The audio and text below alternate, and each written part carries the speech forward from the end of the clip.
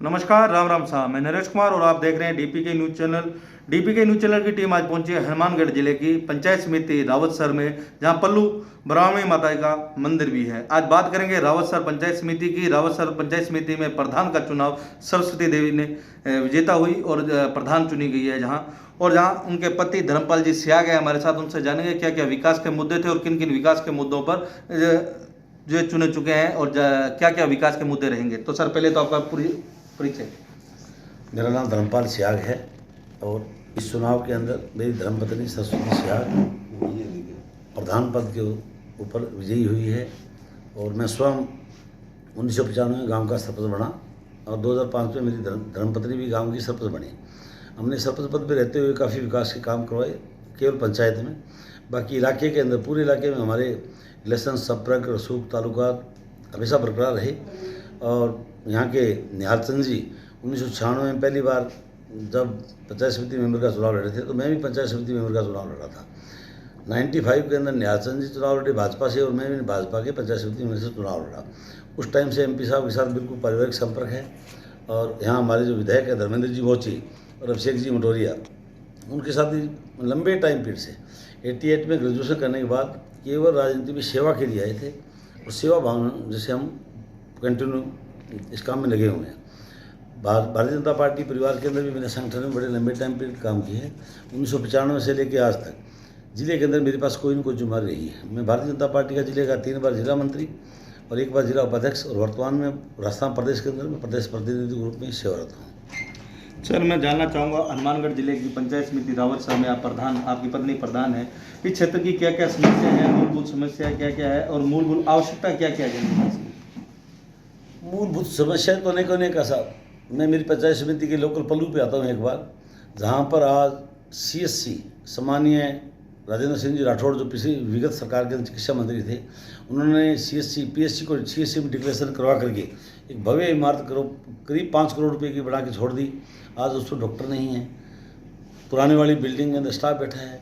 इस कांग्रेस के कुराज के जो हमारे यहाँ प्रतिनिधि जो बने हैं, एक मंत्री तक को शुद्ध नहीं है। यहाँ पे प्रभारी मंत्री भी आते रहते हैं, आज तक उन्होंने उनके दिमाग में ये बात नहीं आ रही है कि हमें कम से कम नई बिल्डिंग के अंदर स्टाफ को हम एडजस्ट करें ताकि आने वाले पेशेंटों को भी कुछ सुविधाएं मिले। आज कोरोना काल चल रहा है, कोरोना बड़ी महामारी है, पर छोटी संक्री से एक केवल आप कभी पल्लू CSC के कार्यालय में जाओगे ना, ऑफिस में, तो CSC के एक कार्यालय के अंदर ही 6-7 डॉक्टर एक ही कमरे में बैठते हैं।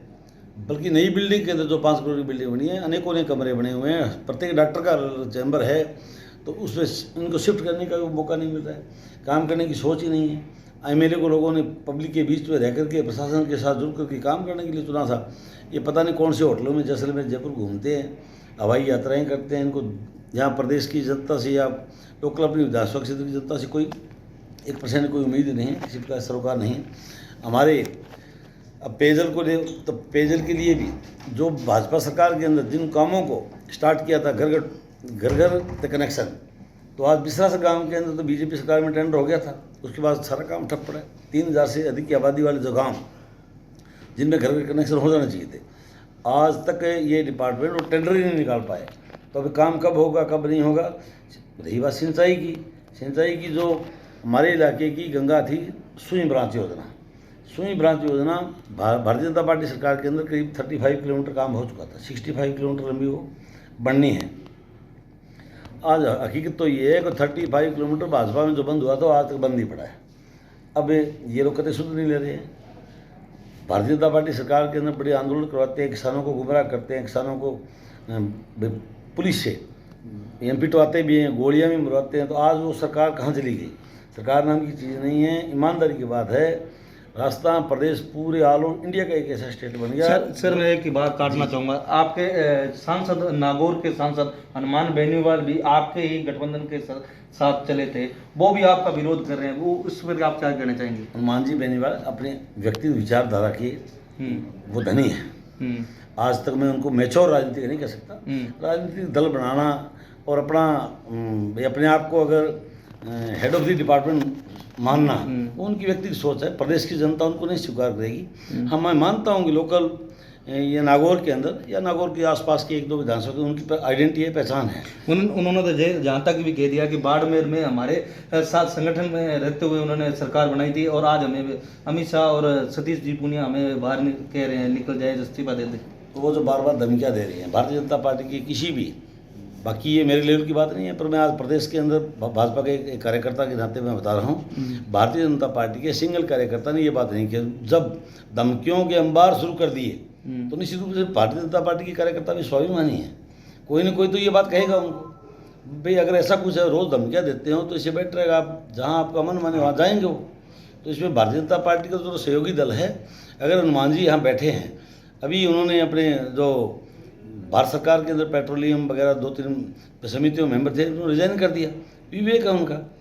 सर हनुमानगढ़ जिले की बात करें, सेम की समस्या बहुत ज़्यादा है, किसानों के लिए आपके पास क्या रहेगा, क्योंकि अब वर्तमान में आपकी पत्नी प्रधान है? निश्चित रूप से मैं प्रधान जी का एक विशेष कार्यकर्ता होने के नाते और जिम्मेवार कार्यकर्ता होने के नाते, क्योंकि मैं भारतीय जनता पार्टी का सिपाही भी हूँ, और सेम की समस्या के बारे में बात करें तो निश्चित रूप से आज जो सेम का इलाका है, चाहे जाखड़ावाड़ी है, चाहे भरूसरी है, चाहे आपकी ये पक्की डबली बेल्ट है, किसी भी गांव में जाके पूछो, जब कभी भी सेम का काम हुआ और जब कभी भी करोड़ों का बजट पास हुआ, उस समय राजस्थान प्रदेश के अंदर भारतीय जनता पार्टी की सरकार थी। और मैं दावे के साथ कहूँगा कांग्रेस की सरकार में कतई कोई काम नहीं हुआ। इस झूठी सरकार की नाक में रकेट डाल करके, चाहे हमें एक बड़ा जन आंदोलन करना पड़े, उनसे बजट भी लेना है और यहाँ के क्षेत्र के लोगों को काम भी करवाने हैं। मांग कुछ चीज़ें ऐसी सरकारों से, गूंगी बेरी सरकार है, मांगने से नहीं मिलता। हक और अधिकार आज के लोकतंत्र सिस्टम में छीनना भी पड़ता है। तो अगर छीनने की जरूरत पड़ी, पहले तो हम हमारे पंचायत समिति के मेंबर्स के जरिए, प्रधान जी के जरिए हम राज्य सरकार को अवगत कराएंगे भी एक क्षेत्र की समस्या आप उनको दूर करो। नहीं करते तो उनके नाक में नकेल डाल करके हमारे हक और जो अधिकार है वो छीनेंगे। सर आज बच्चों की बात करें, शिक्षा को बढ़ावा देने के लिए आपके क्षेत्र में क्या विकास के कार्य किए जाएंगे और बच्चों को आगे कैसे लाएंगे? बेटियां अगर पढ़ी लिखी है, 2 घरों की बेटी शान होती है। बेटा पढ़ गया केवल एक घर को संभालेगा, बेटी पढ़ गई 2 घरों की शान होती है। बेटियों के लिए तो जितना कुछ हो सकता है ना, आप और हम, चाहे अन्य कोई समाज सेवी संस्थाएं हैं, सभी को मिलजुल के, हमारे देश के प्रधानमंत्री जी ये कह रहे हैं ना, बेटी बचाओ बेटी पढ़ाओ बेटी, उनका नारा है आज, ये देश के लिए बहुत बड़ा संदेश है। सम्मानीय प्रधानमंत्री नरेंद्र मोदी साहब तो इतने वो इस विषय को लेकर के गंभीर है, सीरियस है, खुशी मानेंगे। कोरोना काल के कारण अभी देश की हर एक जो सिस्टम है उसमें थोड़ा सा उसमें रुकावट पैदा हुई है। बाकी निश्चित रूप से ये कोरोना काल जब कंप्लीट हो जाएगा, इसकी दवा मिल जाएगी, तो सारी चीज़ बड़ी स्पीड से हमारे मोदी जी इसको लेकर चलेंगे। और ये सरकार तो मुझे लगता है कि आपस में भागम भाग में खुद ही गिर जाएगी और ब्लेम लगाएगी भारतीय जनता पार्टी। नहीं, कटारिया जी वाला बयान, 6 महीने वाली सरकार का बयान आप भी दे रहे हैं, प्रधान प्रतिनिधि होते हुए। प्रधान प्रतिनिधि हूँ, पर मैं भी एक जागरूक इंसान भी हूँ, मैं मेरी भाजपा का कार्यकर्ता हूँ। जब इनके रूठे हुए लोग आज तक नहीं मने हैं, मुझे पता है एक बार नहीं, कोई भी किसी परिवार का सदस्य रूठ जाता है तो उसको बनाने का तरीका उसको नहीं मनाया जाता।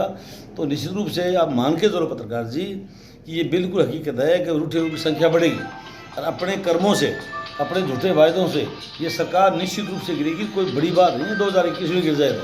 सर आपके क्षेत्र में युवा साथियों ने भी वोट दिए थे। युवाओं जो नशा, आज नशे की बात करें, नशा बहुत ज़्यादा बढ़ता जा रहा है, क्योंकि टच में पंजाब एरिया, हरियाणा एरिया, राजस्थान में नशा प्रचलित होता जा रहा है। तो नशे से रोकथाम करने के लिए, युवाओं को आगे लाने के लिए आपके द्वारा क्या प्रयास करे जाएंगे और मैडम के द्वारा क्या प्रयास करेंगे? मैं तो एक प्रतिनिधि होने के नाते ही कहूँगा कि मैं मेरे बलबूते, मैं संगठन का कार्यकर्ता हूँ, मैं मेरे बलबूते भी युवा संगठन को साथ लेके, युवा मोर्चा की टीम को साथ लेके युवाओं से स्पेशल मिलूंगा, क्योंकि युवा देश का भविष्य है। अगर हमारा देश का भविष्य, फाउंडेशन देश को बनाने वाली ही है। जिस मकान की नींव कमज़ोर होगी उसके ऊपर हम कोई मकान नहीं बना सकते। नींव अगर मजबूत है तो निश्चित रूप से ऊपर, इसके ऊपर 5 मंजिल, 10 मंजिल, 11 मंजिल, कितनी बड़ी इमारत खड़ी कर सकते हो। युवा हमारे देश की फाउंडेशन है और इसको हर प्रकार से समझाइश, कैंप्स और इनकी, अगर मुझे उनके साथ 2 दिन 4 दिन तक एक बार ट्रेनिंग कैंप प्रत्येक गांव में रुकना पड़ा तो मैं उनको रुकूंगा और उनको अपनी जिम्मेवारी को आभास कराएंगे। क्योंकि जो 18 से लेकर के 25 की उम्र होती है ना, ये उस बच्चे के भविष्य को तय करने वाली उम्र होती है। इसमें अगर बच्चा बिगड़ गया तो वो कभी सुधर नहीं पाएगा। इसमें अगर सही रास्ता पकड़ लिया तो निश्चित रूप से वो देश के सबसे एक जिम्मेवार नागरिक के नाते हमारे देश का निर्माण करेगा। जिस दिन युवा सारे के सारे अच्छे रास्ते पर चलेंगे। दुनिया की महाशक्ति बनने में हिंदुस्तान को मेरे व्यक्ति सोच से कोई रोक नहीं सकता। सर, रावतसर पंचायत समिति की जनता को, समस्त ग्राम पंचायत वासियों को क्या संदेश देना चाहेंगे? मैं तो ये संदेश देना चाहूँगा कि मैं 25 साल तक भारतीय जनता पार्टी के कार्यकर्ता के रूप में मैंने काम किया है। मेरे साधारण परिवार को भारतीय जनता पार्टी परिवार ने जिस प्रकार से ये मुझे एक प्रधान पद की जिम्मेवारी जो दी है, ये कार्यकर्ताओं के लिए संदेश है, सभी के लिए, चाहे किसी राजनीतिक दल के हैं। आप निश्चित रूप से इस काम के अंदर अति महत्वाकांक्षी किसी को नहीं बढ़ना चाहिए। महत्वाकांक्षा रखनी बहुत जरूरी है, एनर्जी मिलती है। महत्वाकांक्षी बने रहना, एनर्जी मिलती है इंसान को। अति महत्वाकांक्षा गलत है। आज अभी और सिर्फ मुझे ये सोच लोगों को राजनीतिक क्षेत्र में काम करने वालों को छोड़नी चाहिए।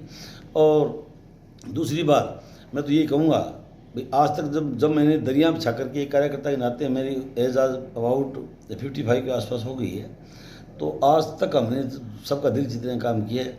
मैं सबको साथ दे करके चलूँगा, सबका साथ, सबका विकास रखूँगा। और मैं तो यही कहूँगा, आप गरीब और कमज़ोर और ज़रूरतमंद व्यक्ति का अगर हम लीक से हट करके उसका मान और सम्मान करके उसका काम करवाएंगे, उसके द्वारा दी गई आशीष पूरा सबका कल्याण करेगी। निश्चित रूप से कोई भी गरीब न रहे, गरीब को कहीं भटकना न पड़े। बिल्कुल पारदर्शिता रखो। धन्यवाद। आज हमने बात की हनुमानगढ़ जिले की पंचायत समिति रावतसर से प्रधान सरस्वती देवी के पति धर्मपाल जी सिंह। उन्होंने बताया कि चौमुखी विकास किया जाएगा, पंचायतों में नरेगा के तहत रोजगार दिया जाएगा, सड़क सुरक्षा, सड़क बनाई जाएगी, पानी पेयजल संबंधी विकास के कार्य किए जाएंगे। ये तो आने वाला समय ही बताएगा इस पंचायत समिति में कितना विकास हो पाया है या नहीं। तब तक के लिए देखते रहे DPK न्यूज़ चैनल में। नरेश कुमार, कैमरा पर्सन दीपक शर्मा के साथ।